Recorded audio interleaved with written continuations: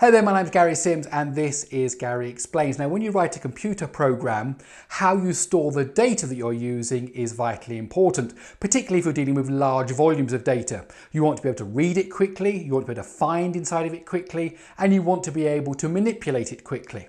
Now, one type of data structure that we all use all the time is a list. Even if you go shopping, you might make yourself a shopping list. Now, computers use lists as well, and an efficient way of creating a list is a thing called a linked list, particularly if you're using a programming language like C, which has the idea of pointers. So if you want to find out more about linked lists, please let me explain. Okay, as a bit of background, it's probably useful if you understand the idea of pointers. Now, if you don't know what a pointer is, I suggest that you look at this video here, which teaches you about how to use pointers in the C programming language. Let's say I wanted to store 5 or 6 numbers. Now, most programming languages have the idea of an array, and storing those numbers in an array is quite straightforward. So here we can see a simple array. At the moment it's empty, and you might start filling it up with some numbers: 4, 11, 21, 25, 44. Excellent, very simple, a very simple mechanism for storing some numbers. But let's say I wanted to add in the number 19. Well, first of all, we've got this problem that 19 needs to go in the middle of the array. It's not something we're going to add at the end.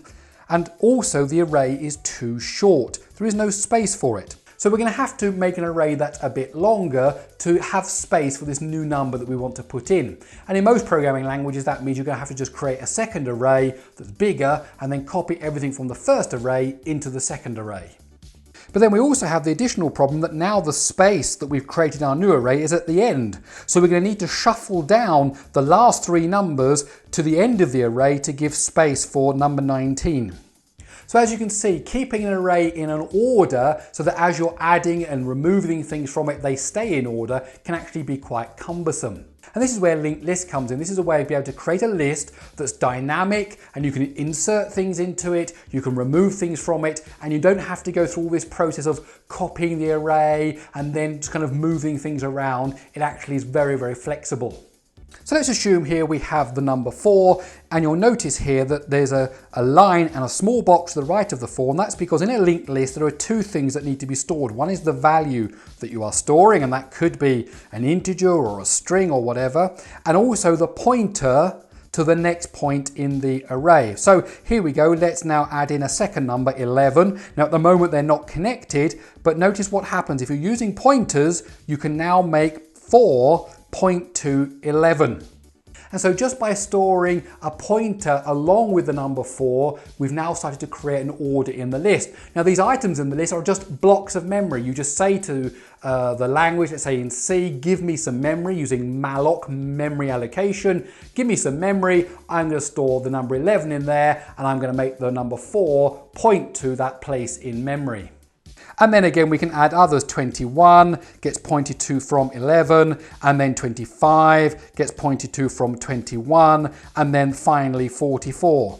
Now again, notice these are just places in memory. They're not in an array, one next to the other. They're all over in memory. Wherever the computer wants to give you a little chunk of memory, you take it and you put a pointer to say, this is where that number is in my list. So now let's see what happens when I want to insert 19 into a linked list. So here we have my number 19. It's again a block of memory. It's got space for the number 19. It's got a little bit of space for the pointer. Now we want 19 to go between 11 and 21. So we would transverse our list until we got to that point where we know that 19 is greater than 11, but it's less than 21. And then what we do is we delete the link from 11 to 21. So 11 is no longer linking over there. Instead, it now links to 19. Now cleverly, we would have saved the link to 21 in a temporary variable, and now we say to 19, you can now link to 21 using exactly that same link. So now for 11, 19 has been inserted, 21, 25 and 44. We didn't need to copy an array, we didn't need to move the 4 and the 21 and the 11 around, we just needed to keep everything the same as it was, create that new block of memory and say to the ones on either side of it, you point to me, I'll point to where you were pointing, and now I'm inserted in the list. So that's a really easy way of manipulating a list.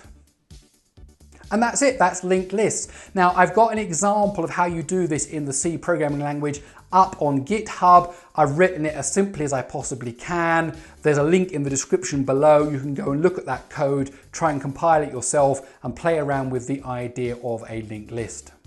If you find computer programming quite interesting, then I highly recommend you take my course, Introduction to Android Development, at digitacademy.com. Over there you'll find 6 hours of video of me teaching you about Java and about Android app development. I highly recommend it, digitacademy.com.